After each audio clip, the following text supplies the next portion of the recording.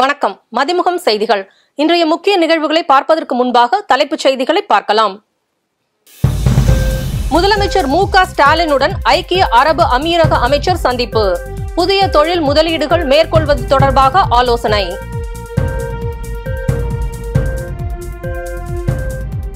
டெல்லி முதலமைச்சர் அரவிந்த் கெஜ்ரிவாலின் காவல் ஆகஸ்ட் 8ஆம் தேதி வரை நீட்டித்து உத்தரவு.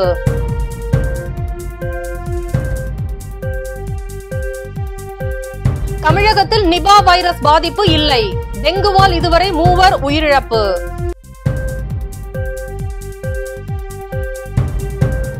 அமித்ஷா குறித்து அவதூறு வழக்கு.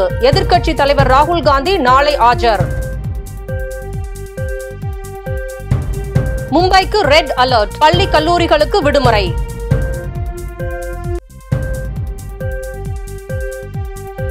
ஏன் இந்த பதட்டம்? ரயில்வே பிங்க் புக் இன்னும் வெளியாகவில்லை.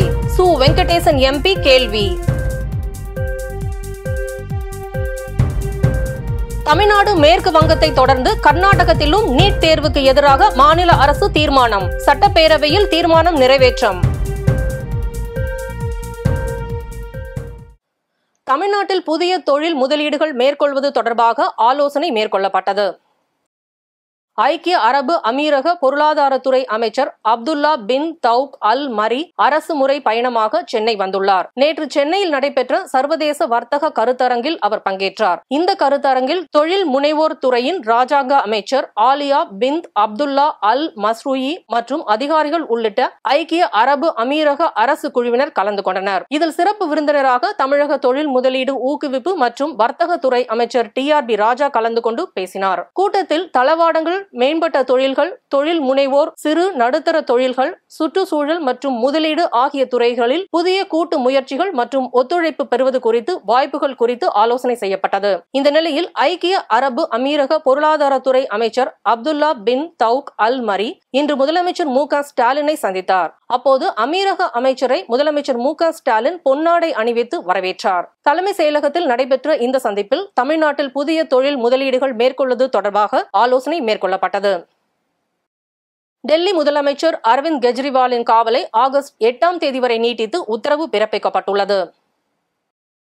மதுபான கொள்கை முறைகேடு வழக்கில் டெல்லி முதல்வர் அரவிந்த் கெஜ்ரிவால் கடந்த மார்ச் 21ஆம் தேதி அமலாக்கத்துறையால் கைது செய்யப்பட்டார். இதையடுத்து அரவிந்த் கெஜ்ரிவால் திகார் சிறையில் அடைக்கப்பட்டார். சிறையில் இருந்தாலும் கெஜ்ரிவால் தனது முதல்வர் பதவியை ராஜினாமா செய்யாமல் உள்ளார். மக்களவைத் தேர்தலின் போது பரப்புரை மேற்கொள்ள அரவிந்த் கெஜ்ரிவாலுக்கு இடைக்கால ஜாமீன் வழங்கப்பட்டது. தேர்தல் நிறைவடைந்த பிறகு ஜூன் 2ஆம் தேதி மீண்டும் அவர் சிறையில் சரணடைந்தார். அரவிந்த் கெஜ்ரிவால் கடந்த ஜூன் மாதம் 26ஆம் தேதி திகார் சிறையில் இருந்து அரவிந்த் கெஜ்ரிவால் சிபிஐயால் கைது செய்யப்பட்டார். இதனிடையே அமலாக்கத்துறை கைதுக்கு எதிராக அரவிந்த் கெஜ்ரிவால் ஜாமீன் கோரி மீண்டும் தாக்கல் செய்த மனு கடந்த 12ஆம் தேதி உச்சநீதிமன்றத்தில் விசாரணைக்கு வந்தது. அப்போது அரவிந்த் கெஜ்ரிவால் 90 நாட்களுக்கும் மேலாக சிறையில் கஷ்டப்பட்டுள்ளதாக கூறி அவருக்கு உச்சநீதிமன்றம் ஜாமீன் வழங்கியது. ஆனால் சிபிஐயும் அரவிந்த் கெஜ்ரிவாலை கைது செய்திருந்ததால் அவரால் சிறையிலிருந்து வெளியே வர முடியாத சூழல் ஏற்பட்டது. இந்நிலையில் இதை எதிர்த்து கெஜ்ரிவால் தாக்கல் செய்த மனு இன்று டெல்லி ரோஸ் அவென்யூ நீதிமன்றத்தில் விசாரணைக்கு வந்தது. கெஜ்ரிவாலின் நீதிமன்ற காவலை ஆகஸ்ட் 8ஆம் தேதி வரை நீட்டித்து நீதிபதிகள் உத்தரவிட்டனர். மும்பையின் பல்வேறு பகுதிகளில் இரவு முழுவதும் கனமழை பெய்தது.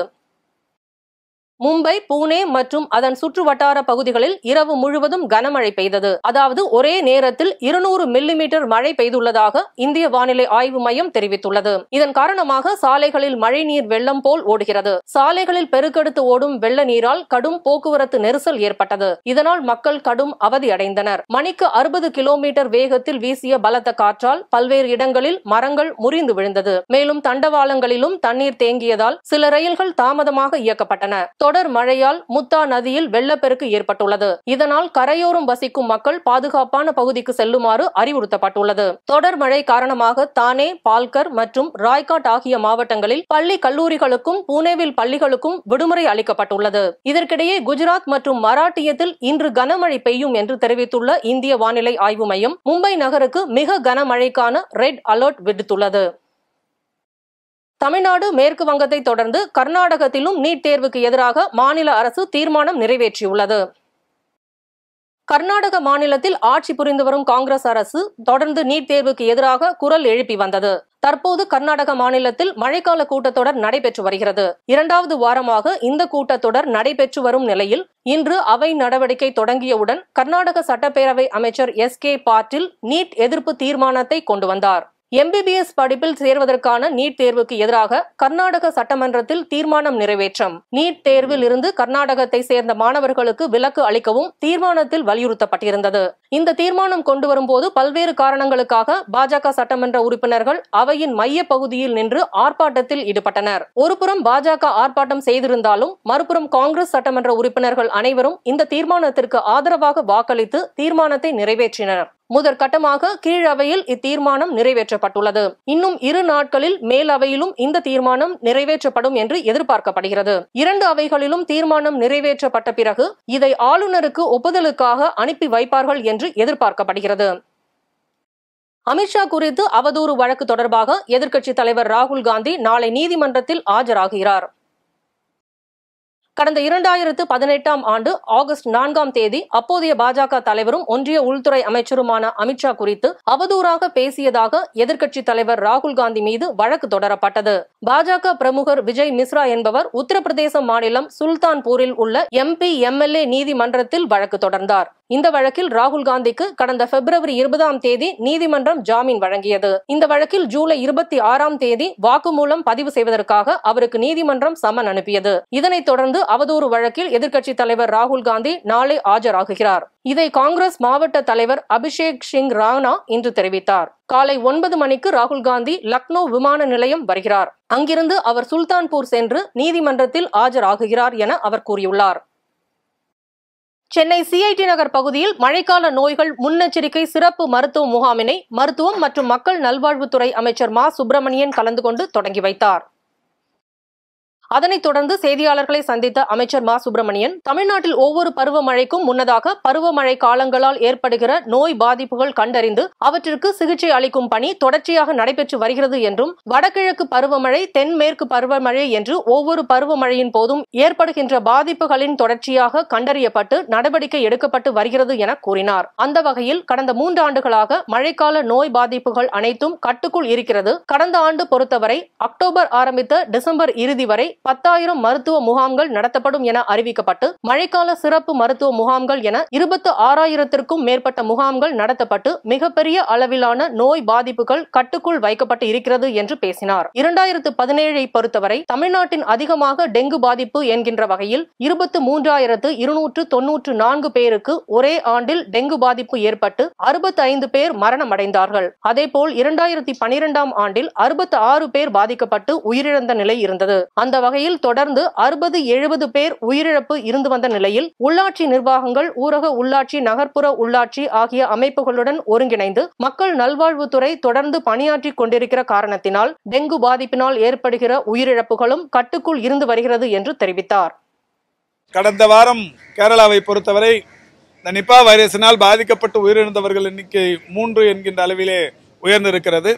உடனடியாக இது தெரிந்தவுடன் மாண்புமிகு முதல்வர் அவருடைய வழிகாட்டுதலோடு கேரளா மற்றும் தமிழக எல்லைகளில் பாதுகாக்கும் அந்த பணியினை பொது சுகாதாரத்துறை தொடர்ச்சியாக ஈடுபட்டிருக்கிறது. அங்கிருந்து வருகிற போக்குவரத்து வாகனங்கள் எதுவாக இருந்தாலும், பேருந்துகளாக இருந்தாலும், கார்கள் போன்ற வாகனங்களாக இருந்தாலும், இருசக்கர வாகனங்களாக இருந்தாலும், அந்த எல்லைகளை கடந்து வருகிற சாதாரண நடைபயணிகளாக இருந்தாலும் அனைவரிடமும் பரிசோதிக்கிற அந்த பணி என்பது தொடர்ச்சியாக செய்யப்பட்டு வருகிறது. குறிப்பாக நடுங்கணி, கோலாடி, தொல்லார், நம்பராயங்கண்ணு, பட்டாவயல் போன்ற இந்த 5 இடங்களில் நிரந்தர முகாம்கள் அமைக்கப்பட்டு வருபவர்கள் கண்காணிக்கப்பட்டு வருகிறார்கள். அந்த வகையில் தமிழ்நாட்டை பொறுத்தவரை நிபா வைரஸ் பாதிப்பு யாருக்கும் இல்லை.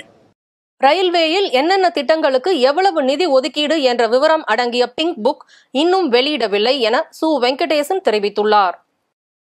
நடப்பு நிதியாண்டுக்கான ஒன்றிய அரசின் பட்ஜெட்டை நிதியமைச்சர் நிர்மலா சீதாராமன் நேற்று முன்தினம் தாக்கல் செய்தார். இதில் ரயில்வே துறைக்கான திட்டங்கள் குறித்து ரயில்வே அமைச்சர் அஸ்வினி வைஷ்ணவ் காணொலி காட்சி மூலம் செய்தியாளர்களிடம் நேற்று விளக்கினார். அப்போது அவர் பட்ஜெட்டில் ரயில்வே துறைக்கு 2,65,200 கோடி ரூபாய் ஒதுக்கீடு செய்யப்பட்டுள்ளதாக தெரிவித்தார். ரயில்வே பயணிகளின் பாதுகாப்புக்காக 1,09,000 கோடி ரூபாய் ஒதுக்கீடு செய்திருப்பதாகவும் அவர் குறிப்பிட்டார். இந்நிலையில் இதுகுறித்து எக்ஸ் தளத்தில் கருத்து தெரிவித்துள்ள மதுரை எம்பி சு வெங்கடேசன், ரயில்வே துறையில் என்னென்ன திட்டங்களுக்கு எவ்வளவு நிதி ஒதுக்கீடு என்ற முழு விவரங்கள் அடங்கிய பிங்க் புக் இன்னும் வெளியிடப்படவில்லை. ஆனால் நேற்றே ரயில்வே அமைச்சர் துவங்கி அனைத்து மண்டல பொது மேலாளர்களும் செய்தியாளர்களை சந்தித்து பிரச்சாரத்தை துவக்கிவிட்டனர். ஏன் இந்த பதட்டம்? தண்டவாளத்தை போட்ட பின் ரயிலை இயக்குங்கள் என்று குறிப்பிட்டுள்ளார். மயிலாடுதுறை மாவட்ட ஆட்சியர் அலுவலக கூட்டரங்கில் தமிழ்நாடு சட்டமன்ற பேரவை பொது கணக்கு குழு ஆய்வு கூட்டம் ஸ்ரீபெரும்புதூர் சட்டமன்ற உறுப்பினர் பொது கணக்கு குழு தலைவர் திரு கு. செல்வ பெருந்தகை அவர்கள் தலைமையில் நடைபெற்றது. இக்கூட்டத்தில் துறை வாரியாக வளர்ச்சி பணிகள் தொடர்பாக பொது கணக்கு குழு ஆய்வு மேற்கொண்டார்கள். மயிலாடுதுறை வட்டம் சீனிவாசபுரம் பகுதியில் உள்ள ஆதி திராவிட அரசு கல்லூரி மாணவர் விடுதியில் தமிழ்நாடு சட்டமன்ற பேரவை பொது கணக்கு குழு ஆய்வு மேற்கொண்டு மாணவர்களுக்கு வழங்கப்படும் உணவின் தரத்தினையும், குடிநீர் வசதிகள், மின்சார வசதிகள், கழிவறை தூய்மையாக விடுதி பராமரிக்கப்படுகிறதா என்பதனையும் ஆய்வு செய்த பின்னர் மயிலாடுதுறை நகராட்சி பகுதியில் உள்ள ஐயன்குளம் கலைஞர் நகர்ப்புற மேம்பாட்டு திட்டத்தின் கீழ் ரூபாய் 94,45,000 மதிப்பீட்டில் மேம்படுத்தப்பட்டுள்ள மன்னம்பந்தல் ஊராட்சியில் கலைஞர் கனவு இல்லம் திட்டத்தின் கீழ் ரூபாய் 3,50,000 மதிப்பீட்டில் கான்கிரீட் வீடு கட்டப்பட்டுள்ளதையும் தமிழ்நாடு சட்டமன்ற பேரவை பொது கணக்கு குழு பார்வையிட்டு பணிகளின் தரத்தினை ஆய்வு செய்தார்கள். தமிழ்நாடு சட்டமன்ற பேரவை பொது கணக்கு குழு தலைவர் திரு கு. செல்வ பெருந்தகை அவர்கள் செய்தியாளர்களிடம் தெரிவித்ததாவது, அரசு துறைகளில் வருடா வருடம் எந்த துறையில் தவறு நடக்கின்றது, எதை சரி செய்ய வேண்டும் அல்லது வீண் செலவுகளை குறைத்துக் கொள்ள வேண்டும் என்பதற்காக உருவானதுதான் இந்த பொது கணக்கு குழு. இந்தியாவில் 2021ஆம் ஆண்டு பொது கணக்கு குழு தொடங்கப்பட்டு அதன் பிறகு ஒவ்வொரு குழுவும் அமைக்கப்பட்டது. மதிப்பீட்டு குழு, பொது நிறுவன குழு, உரிமை குழு, சட்ட விதிகள் ஆய்வு குழு என்று பல்வேறு குழுக்கள் இருக்கின்றன. பல்வேறு குழுக்கள் இருந்தாலும் தமிழ்நாடு பொது கணக்கு குழுதான் ஒரு தலைமை குழுவாக செயல்பட்டு கொண்டிருக்கின்றது. இதன் அடிப்படையில் தான் மாண்புமிகு உறுப்பினர் அனைவரும் ஆய்வு செய்து கொண்டிருக்கின்றோம். பொது கணக்கு குழுவில் பணிகள் நாட்டின் வளங்களை வளர்க்கும் மற்றும் அவற்றை சிறந்த முறையில் பயன்படுத்துவதாகும். வளர்ந்த நாடுகளின் பொருளாதாரத்தை வளரும் நாடுகள் வேறுபடுத்தி பார்ப்பது, நம்பிக்கையாக மற்றும் சிக்கனமாக பயன்படுத்துவது என்பதை உறுதிப்படுத்துவது பொது கணக்கு குழு தொடர்ந்து அறவழியில் ஈடுபட்டு வருகின்றது. மேன்மேலும் வளர்ச்சி பணிகளை சிறப்பாக மேற்கொள்ள மயிலாடுதுறை மாவட்டத்திற்கு எனது பாராட்டுகளை தெரிவித்துக் கொள்கிறேன் என தமிழ்நாடு சட்டமன்ற பேரவை பொது கணக்கு குழு தலைவர் திரு கு. செல்வ பெருந்தகை அவர்கள் தெரிவித்தார். உயர்கல்வித்துறையின் பத்திகள், குடிநீர் வழங்கும் துறையினுடைய பத்திகள், நகராட்சி மற்றும் ரூரல் டெவலப்மெண்ட் ஆர்டி துறையினுடைய வீடு கட்டும் திட்டங்களை எல்லாம் ஆய்வு செய்திருக்கிறோம். இதுல ஏற்கனவே PMAY prime minister Awas Yojana வீடு கட்டும் திட்டத்தில் 269 சதுர அடி கட்டுவதற்கு அனுமதி அளித்தான் திட்டம் நடைமுறைப்படுத்திக் கொண்டிருக்கிறது. ஆனால் அதற்கு நிறைய குறைபாடுகள் இருக்கின்றன. அதையெல்லாம் கணக்காயர்கள் சுட்டிக்காட்டி இருக்கிறார்கள், அதை விசாரித்திருக்கிறோம். ஆனால் இப்பொழுது கலைஞருடைய கனவு திட்டம் என்று 360 சதுர அடியில வீடுகள் கட்டப்படுகின்றன. ஒரு குறிப்பாக மாதிரி வீடை சுற்றி பார்த்தோம், பார்வையிட்டோம், ஆய்வு செய்ததில் மிகவும் தரமான வீடாக அதை கட்டப்பட்டு கொண்டிருக்கிறது. மயிலாடுதுறை மாவட்ட நிர்வாகத்திற்கு எங்களுடைய வாழ்த்துக்களை, பாராட்டுதலை தெரிவித்துக் கொள்கிறோம். அதே போன்று மாநகராட்சி மயிலாடுதுறை பொறுத்தவரை 2018-19ஆம் ஆண்டு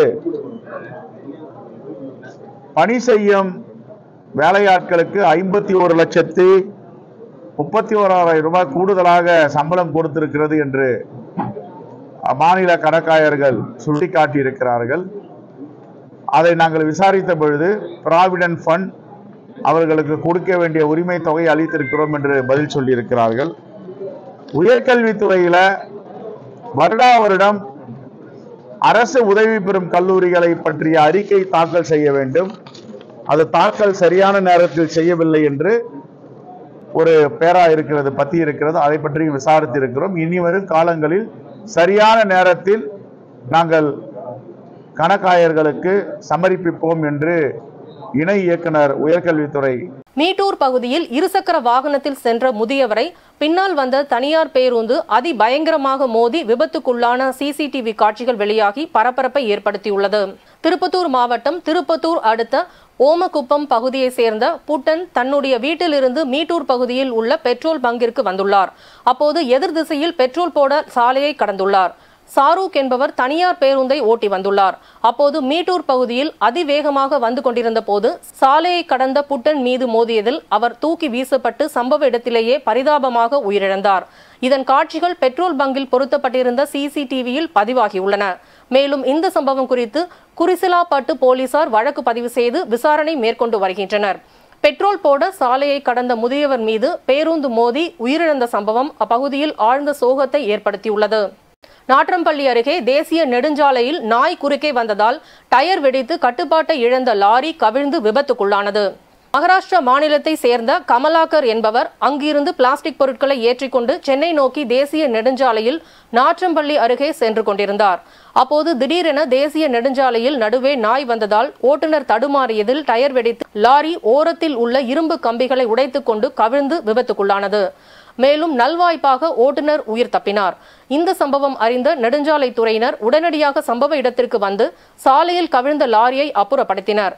மேலும் இந்த சம்பவம் குறித்து நாற்றம்பள்ளி போலீசார் வழக்கு பதிவு செய்து விசாரணை மேற்கொண்டு வருகின்றனர். பல்வேறு மாவட்டங்களில் நடைபெற்ற நிகழ்வுகளை களத்தில் மதிமுகம் பகுதியில் பார்க்கலாம்.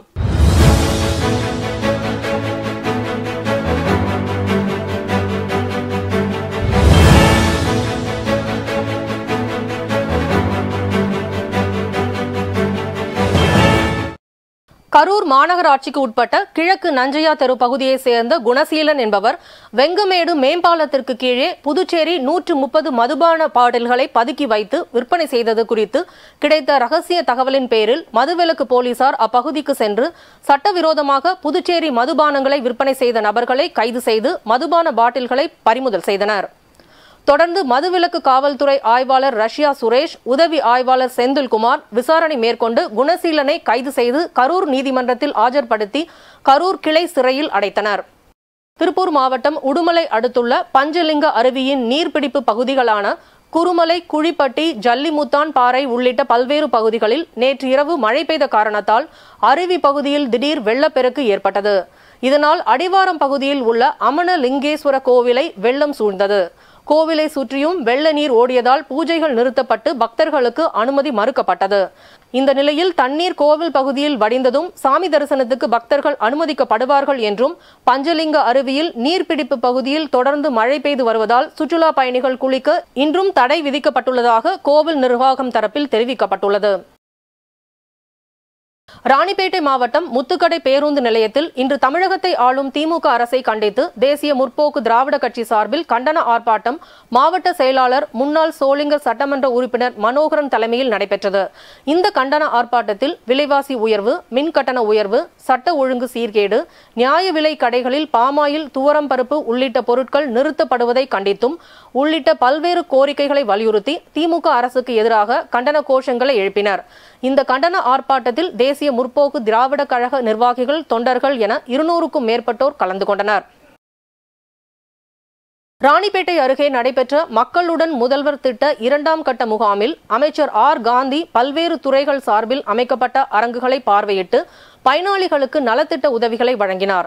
அதன் தொடர்ச்சியாக ராணிப்பேட்டை மாவட்டத்தில் வாலாஜா, ஷோலிங்கர், அரக்கோணம், நெமிலி, திமிரி, ஆற்காடு, காவேரிப்பாக்கம் ஆகிய 7 ஊராட்சிகளில் மக்களுடன் முதல்வர் என்ற திட்ட முகாம் நடைபெற்றது.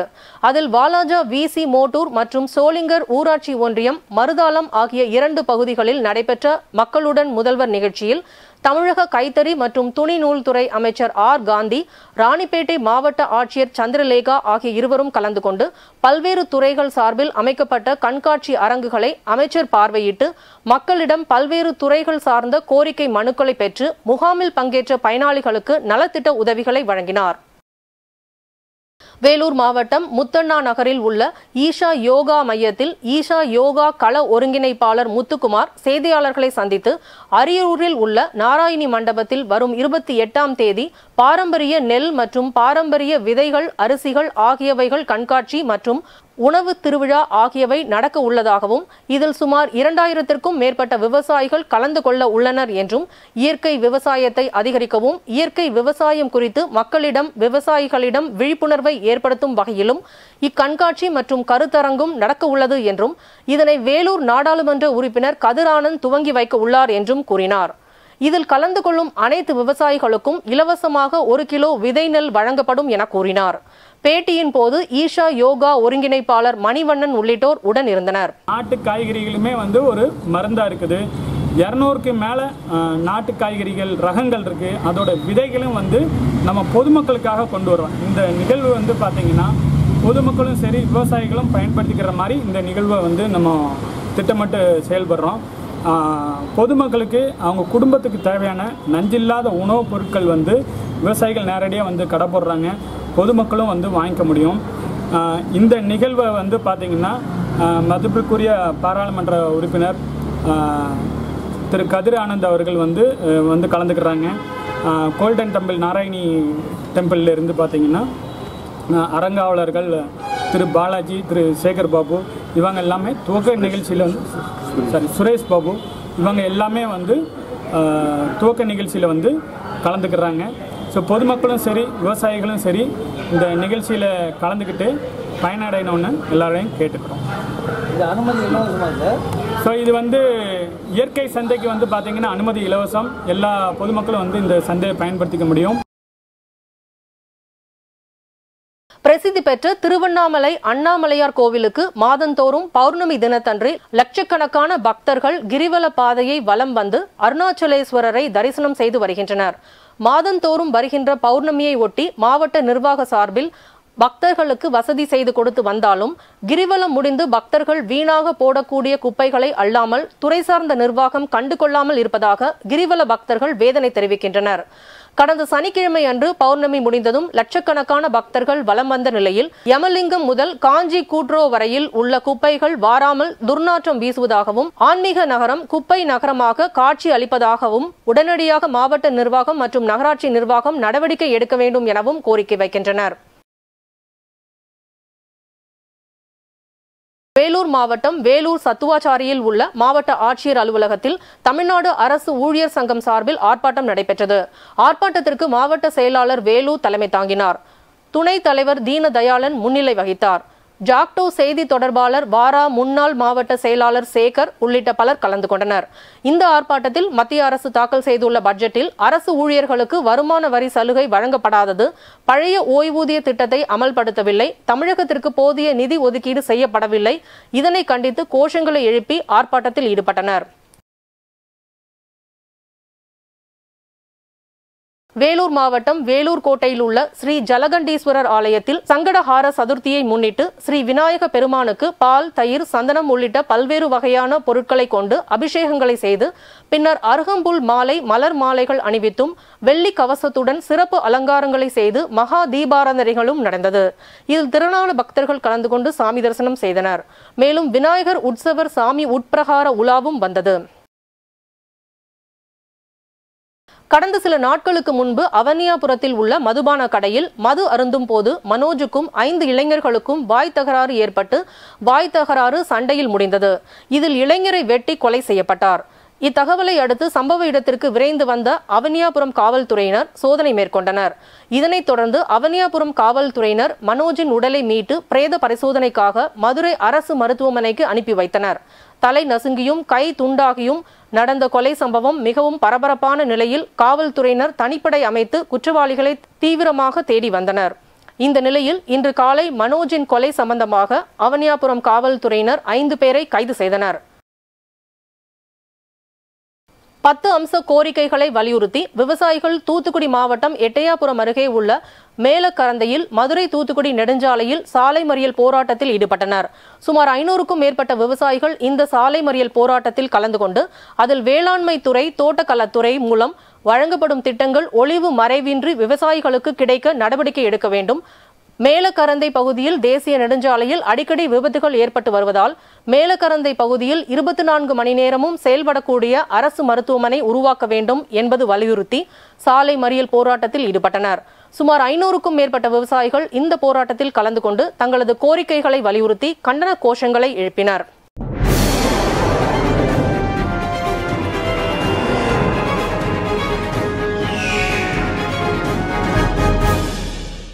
இன்றைய தங்கம் வெள்ளி விலை வழங்குவோர் அட்டிகா கோல்ட் கம்பெனி. சென்னையில் 22 கேரட் ஆபரண தங்கத்தின் விலை சவரனுக்கு ரூபாய் 480 குறைந்து ரூபாய் 51,920க்கு விற்பனை செய்யப்படுகிறது.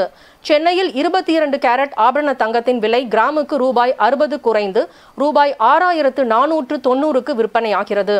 சென்னையில் வெள்ளியின் விலை 50 காசுகள் குறைந்து 1 கிராம் ரூபாய் 92க்கு விற்பனை செய்யப்படுகிறது. தங்கம் வெள்ளிக்கான இறக்குமதி வரி குறைக்கப்பட்டதால் தங்கத்தின் விலை குறைந்து வருகிறது.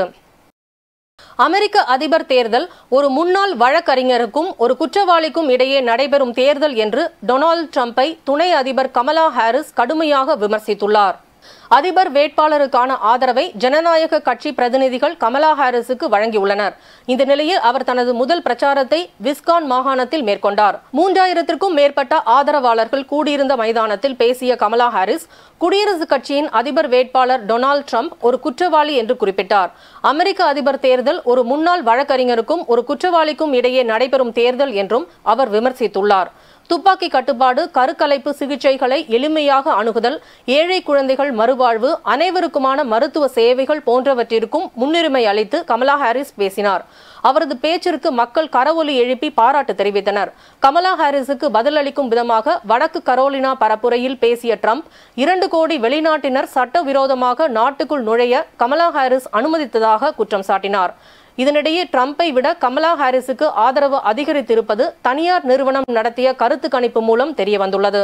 நேபாளத்தில் 19 பேருடன் சென்ற பயணிகள் விமானம் விழுந்து விபத்துக்குள்ளானதில் அனைவரும் உயிரிழந்துள்ளதாக முதற்கட்ட தகவல் தெரிவிக்கப்பட்டுள்ளது. காத்மாண்டு திருபுவன் சர்வதேச விமான நிலையத்தில் இருந்து புறப்பட்ட சௌரியா ஏர்லைன்ஸ் விமானம் விழுந்து நொறுங்கியது. ஓடுதளத்தில் சென்றபோதே கட்டுப்பாட்டை இழந்த விமானம் ஓடுபாதையில் சறுக்கி விபத்துக்குள்ளானது. கட்டுப்பாட்டை இழந்து கீழே விழுந்த விமானம் தீப்பிடித்து எரிய தொடங்கியது.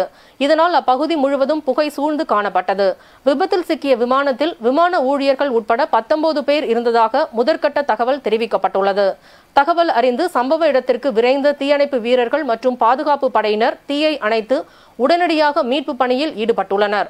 இதில் விமான விபத்தில் 18 பேரின் உடல்கள் மீட்கப்பட்டது. காயங்களுடன் மீட்கப்பட்ட விமானி சாக்கியா மருத்துவமனையில் அனுமதிக்கப்பட்டுள்ளார். இந்நிலையில் அவரும் சிகிச்சை பலனின்றி உயிரிழந்தார். விமான விபத்தில் உயிரிழந்த அனைவரும் சௌரியா ஏர்லைன்ஸ் ஊழியர்கள் என தகவல் வெளியாகியுள்ளது. விமானம் பறக்க தயாரான போது ஓடுதளத்தில் வழுக்கி விபத்துக்குள்ளானதால் அதிகாரிகள் தெரிவித்துள்ளனர். விபத்துக்குள்ளான மறுநொடியே விமானத்தில் தீ பற்றியதால் நிலைமை மோசமானதாக தெரிவிக்கப்பட்டுள்ளது. விமானத்தில் ஏற்பட்ட தீ தற்போது அணைக்கப்பட்டுள்ளதாக தகவல்கள் வெளியாகியுள்ளது. விபத்து நடைபெற்றதை அடுத்து திரிபுவன் சர்வதேச விமான நிலையம் மூடப்பட்டது. பயணிகள் அனைவரும் பாதுகாப்பான இடங்களுக்கு மாற்றப்பட்டுள்ளனர். இந்த சம்பவம் அப்பகுதியில் பெரும் பதற்றத்தை ஏற்படுத்தியுள்ளது. காத்மாண்டு திரிபுவன் விமான நிலையத்தில் 2010 இருந்து தற்போது வரை 12 விமான விபத்துகள் நிகழ்ந்துள்ளன. அடிக்கடி மாறும் தட்ப வெப்ப நிலையால் விபத்து நிகழ்ந்ததாக கூறப்படுகிறது. மீண்டும் தலைப்புச் செய்திகள். முதலமைச்சர் மு.க. ஸ்டாலினுடன் ஐக்கிய அரபு அமீரக அமைச்சர் சந்திப்பு. புதிய தொழில் முதலீடுகள் மேற்கொள்வது தொடர்பாக ஆலோசனை.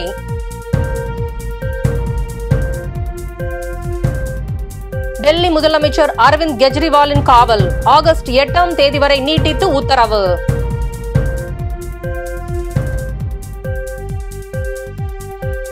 தமிழகத்தில் நிபா வைரஸ் பாதிப்பு இல்லை. டெங்குவால் இதுவரை 3 உயிரிழப்பு.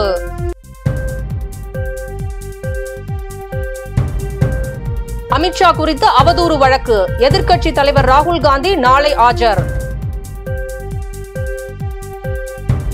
மும்பைக்கு ரெட் அலர்ட். பள்ளி கல்லூரிகளுக்கு விடுமுறை.